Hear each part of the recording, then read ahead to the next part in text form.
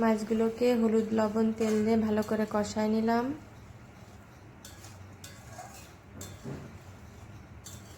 কষানো হয়ে গেলে উঠায় রাখবো। কড়াইতে তেল গরম করতে দিয়ে দিলাম।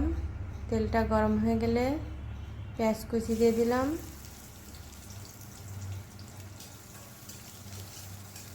পেঁয়াজ কুচিটাকে ভালো করে নাড়াচাড়া করে নেব।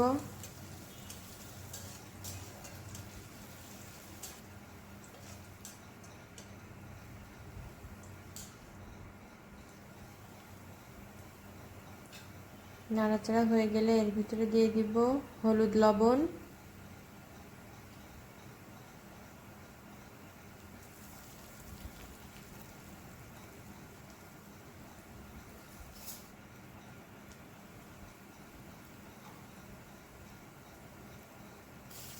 এখন দিলাম রসুন বাটা, জিরা বাটা,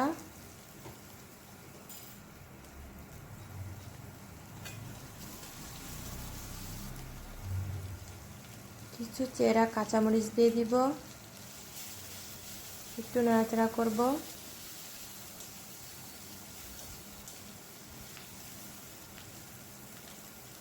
এখন এর ভিতরে দিয়ে দিব সরিষা বাটা। সরিষা বাটার পানিটাকে দিব উপর থেকে, যাতে নিচে খোসাটা থাকে।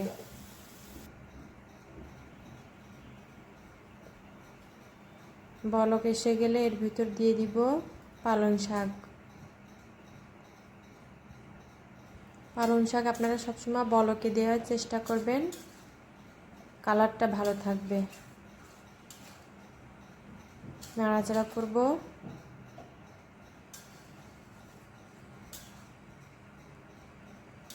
কিছু সময়ের জন্য ঢাকা দিয়ে দিলাম। ঢাকনাটা উঠাই এর ভিতরে দিয়ে দিলাম বেগুন।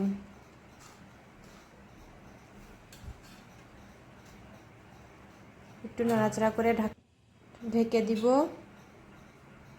কিছুক্ষণ পর ঢাকনাটা উঠায়ে আবার একটু নেড়েচেড়ে দিলাম।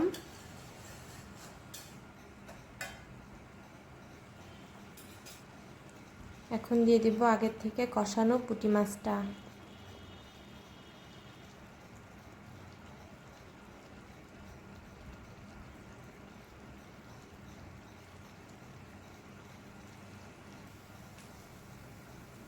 যে যেরকম ঝোল রাখতে পছন্দ করেন সে সেরকম ঝোল রাখতে পারেন। আমি একটু শুকায় নিব।